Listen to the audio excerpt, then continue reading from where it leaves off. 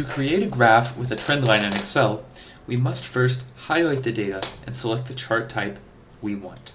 Click on Insert, and here we will use a graph from the Recommended Charts section. In this case, I'm going with a line graph. Then, we click OK, and our graph is added to our sheet.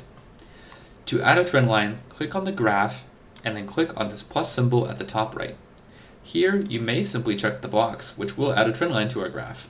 However, you may also click this arrow, which gives us a few more options, as well as a More Options button to explore even further. Here, you can add several features, such as picking the type and order, naming your trend line, forecasting backwards or forwards, setting an intercept, displaying an equation on the chart, and displaying the r-squared value. After we are content with it, we must simply click the X in the top right, and every change we made will be saved to our trend line.